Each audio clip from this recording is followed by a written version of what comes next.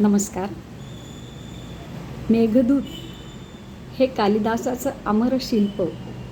असं म्हणतात की केवळ एकुलता एक मेघदूत लिहूनसुद्धा कालिदास हा अजरामर कवी झाला असता. इतकं ते बोलकं, सुंदर, मोहक असं काव्य आहे की त्याची मोहिनी सगळ्यांनाच पडते. खरं तर मेघदूतावर विद्वानांनी, रसिकांनी, समीक्षकांनी भरपूर काम केलेलं आहे. असं मनात येईल की पुन्हा पुन्हा त्यावरच का काम केलं जातं किंवा मी तरी का करत आहे.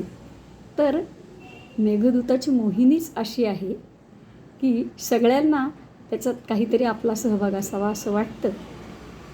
डॉक्टर अर्जुन वाडकरबाई असं म्हणतात की ह्या मेघदूताच्या अनुवादाच्या मोहात अडकून कित्येक नवकवी, आधुनिक कवी, विचारवंत या सर्वांनी आपले हात होरपळून घेतले. म्हणजे चटका बसला आहे पण मोहिनी काही आवरत नाही. तसं आपण ह्या मेघदूताच्या चिंतनानं रोज एक 5-7 मिनटं एक श्लोक पाहणार, पण त्यातला इतिहास, भूगोल, सनावळ्या ह्याविषयी आपल्याला काही चिंतन करायचं नाही. तर साहित्यशास्त्रीयदृष्ट्या फक्त आणि त्यातलं भावसौंदर्य हे थोडंसं उलगडून आपण रोज एक श्लोक एक मुक्त चिंतन म्हणून करणार आहोत. अनेक विद्वानांनी ज्याची आपल्याला म्हणतो तसं वाट मळून दिली आहे त्यावरूनच जायचं आहे. त्यापेक्षा फार वेगळं आपण काही करत नसतो, पण तरी संक्षेपात शास्त्रीय दृष्टिकोनातून आणि भावसौंदर्य उलगडून याचा पुनःप्रत्ययाचा आपण एक आनंद घ्यायचा प्रयत्न करणार आहोत. तर काही आजच्या भागात आपण एक 5-10 मिनिटात फक्त साहित्य किंवा कवी आणि शैली या 2-3 मुद्द्यांवर फक्त सोप्या सोप्या भाषेत बेसिक गोष्टी बघणार आहोत. तर साहित्य म्हणजे काय? सहितस्य भावा साहित्य. शब्द आणि अर्थ यांचा सहभाव म्हणजे साहित्य. मग मला सांगा, आपण बोलतो, चिंतन करतो, बातम्या ऐकतो, संवाद साधतो, ह्यात शब्द आणि अर्थ आहेतच. मग आपल्या बोलण्याला कुणी साहित्य म्हणत नाही. असं का बरं? तर त्याचं उत्तर आपण साहित्यशास्त्रीय भाषेतच बघायचं ठरवलं तर कुंतक नावाचा जो साधारण 10व्या शतकाच्या दरम्यान 925 ते 1025च्या दरम्यान शास्त्री होऊन गेला. त्यांनी वक्रोक्ती जीवित नावाचा ग्रंथ लिहिलेला आहे आणि तो ग्रंथाची सुरुवातच अशी करतो की साहित्य म्हणजे काय. आणि त्यात तो सोप्या भाषेत मी सांगते की शब्द आणि अर्थ यांचं अन्यून आणि अनतिरिक्त ह्या 2 तत्वांनी म्हणजे अन्यूनत्व आणि अनतिरिक्तत्व यांनी साधणारं मनोहर अवस्थान म्हणजे साहित्य. आता हे शब्द हे खूप बोजड वाटतील, पण हे कसे नेमके आहेत ते आपण समजून घेऊयात की शब्द आणि अर्थ हे जणू एकमेकात स्पर्धा करतात. कशासाठी? तर त्या साहित्याचं सौंदर्य खुलवण्यासाठी. आणि त्याप्रमाणे कवी शब्द एक एक वेचत असतो, जपत असतो, अभ्यास करत असतो आणि मग तो मांडत असतो की जो नेमका अर्थ त्याला रसिकांपर्यंत आशय पोचवायचा आहे तोच अर्थ दाखवणारा शब्द शोधून काढतो. त्याशिवाय त्याला शांती लाभत नाही.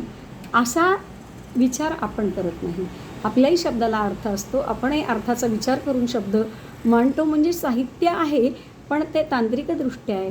आणि इथे जेव्हा आपण साहित्याचा विचार करतो तेव्हा शब्द आणि अर्थ यांच्यात खरोखर जो सहभाव आहे तो सहभाव हा आपल्या इतर लोकांच्या बोलण्यापेक्षा थोड्याशा वेगळ्या पद्धतीने याच्यामध्ये सहभाव दिसतो. म्हणजेच एकमेकांची स्पर्धा लागते आणि तो आशय किंवा त्याचं सौंदर्य खुलवण्यासाठी.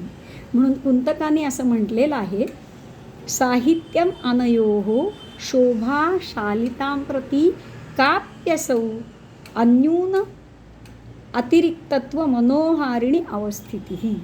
याचा आशय असा की काव्याला अभिप्रेत असलेलं साहित्य म्हणजे शब्दार्थांचं, शब्दाशब्दांचं, अर्थार्थांचं परस्परांशी असणारं, एकमेकांमध्ये असणारं सौंदर्यशालिनी असं अवस्थान. काव्यातला शब्द आणि अर्थाची परस्परांना खुलवण्याची जी स्पर्धा चालते ती स्पर्धा हे साहित्याचा आशय आणि सौंदर्य खुलवते. आणि म्हणून कुठंच न खटकता जेव्हा आपल्याला शब्द आणि अर्थ यांच्या साहित्याने रसास्वादाची उत्तम अनुभूती येते, तेव्हा ते शब्दार्थाचं साहित्य हे उत्तम जमलं किंवा ते शब्दार्थ साहित्याचं खरं गमक आहे असं म्हटलं जातं. थोडंसं आपण साहित्यशास्त्रीय दृष्ट्या विचार करतो आहे म्हणून हे असे शब्द वापरायचे. आता एक मनात शंका येते की मुळात ह्या अभ्यासाची गरजच काय?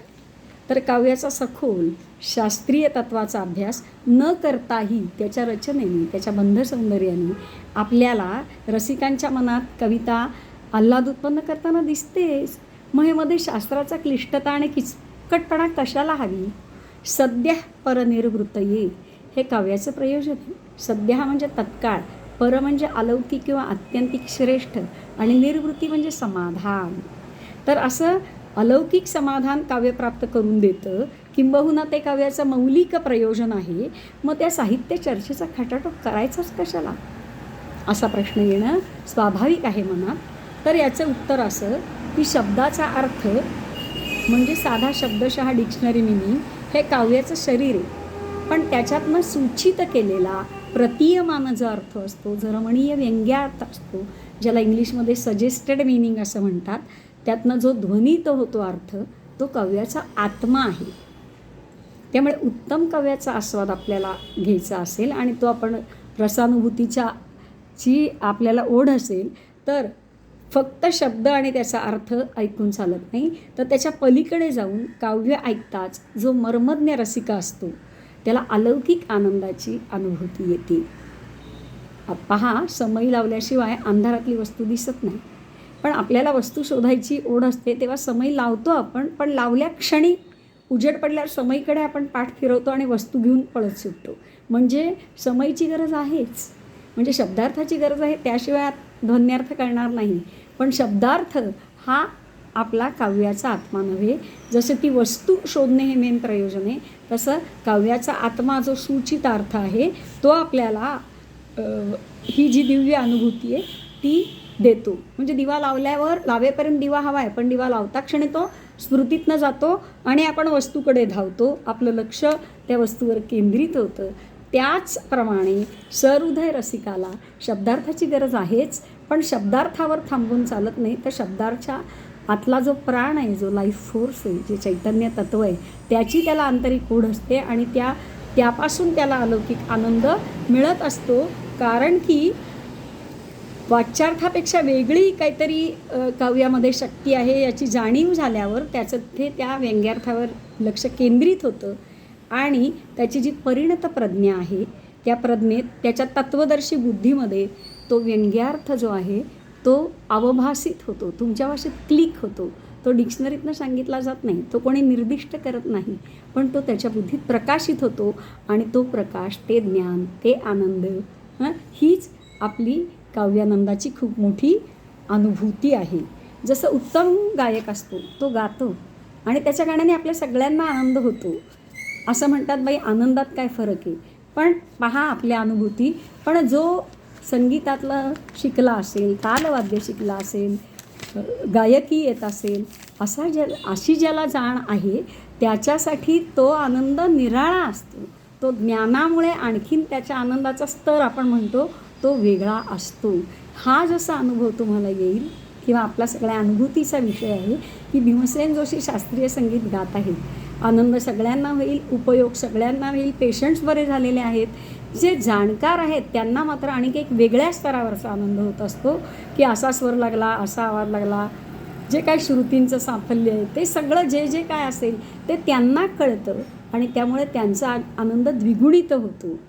तसंच महाकवींच्या वाणीबद्दल म्हटलेलं आहे. ध्वन्यालोकामध्ये आनंदवर्धन म्हणतो, सरस्वती स्वादू तदर्थ वस्तू निष्यंदमाना महतां कवीनां अलोक सामान्यमभिव्यनक्ती परिस्फुरंतम प्रतिभाविशेषम. याचा अर्थ असा आहे किंवा आशय असा आहे की एखाद्या आस्वाद्य तत्वाचा वर्षाव किंवा प्रसरवण म्हणजे निश्चंदन हे करणारी महाकवींची वाणी, जिला सरस्वती म्हटलं आहे, ती सगळीकडे स्फुरण पावणाऱ्या कविगत अशा त्या अलौकिक लोकोत्तर प्रतिभा वैशिष्ट्याची तत्काल अभिव्यक्ती करते आणि तो प्रतिभाविशेष हा झळाळणारा असतो. सोप्या शब्दात सांगायचं तर महाकवींची वाणी ही अलौकिक विशेष अशा प्रतिभेनं झळाळत असते आणि नित्य रसभावादी अलौकिक आनंदाच्या अनुभूतीचा ती पाझर तिच्या वाणीतून होत असतो. या महाकवींच्या वाणीतून शब्द आणि अर्थ यांच्या पलीकडे जाऊन गूढरम्य अलौकिक सुंदर साक्षात्कारी तत्व प्रतीत होतं. त्याची तुलना ही लावण्यवतीच्या लखलखत्या तेजस्वी मोहक लावण्याशी होती. एक छोटं आपण उदाहरण घेऊन आजचा विषय थांबूयात. तर लावण्य म्हणजे काय, तर लवणस्य भाव हा लावण्यम. म्हणजे आमचे गुरुजी असं सांगत असत की मिठागार जे असतं ना त्याच्यावर बाल आतप म्हणजे कोवळ्या सूर्याचं ऊन पडल्यावर जी झळाळी येते त्याला लावण्य म्हणतात. आणि साहित्यशास्त्रामध्ये म्हणतात प्रतीयमानं पुनरन्यदेव वस्तू अस्ति वाणीषु महाकवीनां यत् तत् प्रसिद्धावय व्यतिरिक्तं विभाति लावण्यम इवांगनासु. म्हणजे लावण्य म्हणजे पाणीदार डोळे, चाफेकळी नाक, सुवर्णकांती, सुंदर ओठ असा अर्थ नसून त्याहून वेगळं पण अनिर्वचनीय जाणवणारं सहृदयांच्या लोचनाला आल्हाद देणारं काहीतरी तत्त्व आहे जे शब्दातून उलगडून दाखवता येत नाही. म्हणून काव्याचं लावण्य समजायला शब्द आणि अर्थ यांच्या पलीकडे जावं लागतं. कविता कामिनी, कवितेला जर आपण कामिनीचं रूप दिलं, कामिनी म्हणजे हवीशी वाटणारी सुंदर स्त्री, तर तिचं शरीर म्हणजे शब्द आणि अर्थ आहे.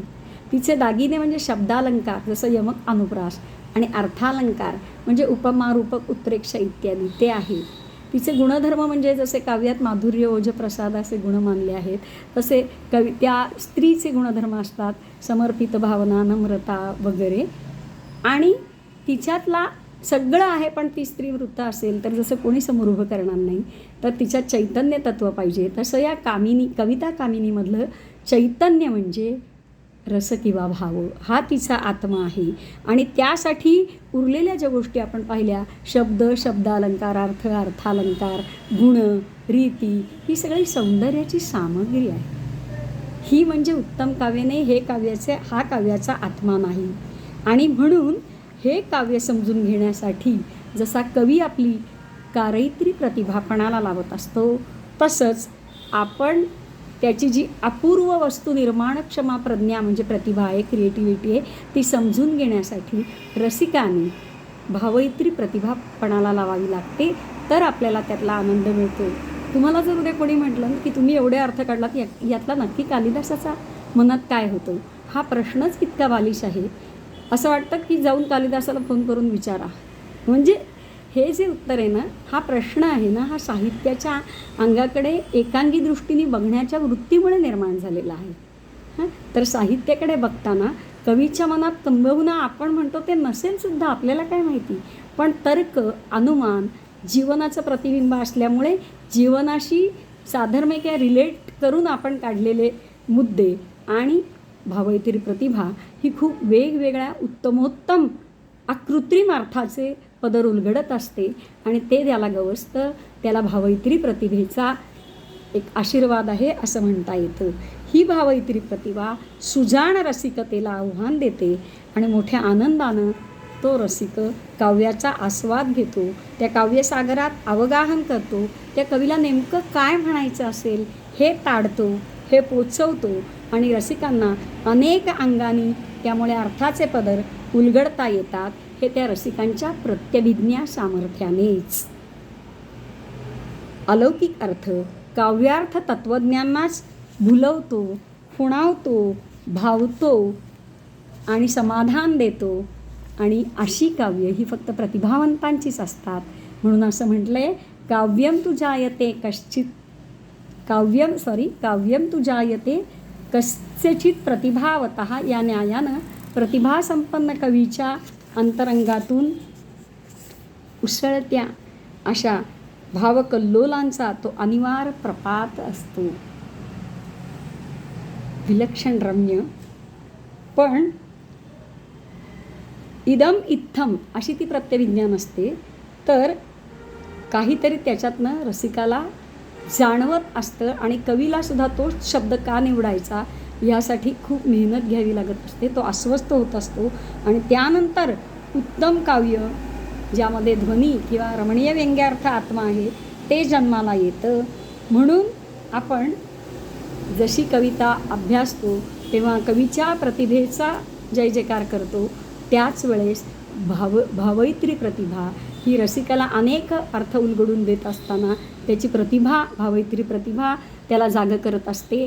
आणि म्हणून असं ध्वन्यालोकात म्हटलेलं आहे, कवीचे शब्द जाणून घेण्यासाठी प्रत्यभिज्ञा आवश्यक आहे. उद्या आपण या प्रत्यभिज्ञा हे तत्त्व थोडंसं सोपं करून पाहू आणि अशा पद्धतीने आपण छोट्या छोट्या गोष्टीतून शास्त्रीय दृष्टिकोनातून थोडासा मेघदूताचा अभ्यास करू. धन्यवाद.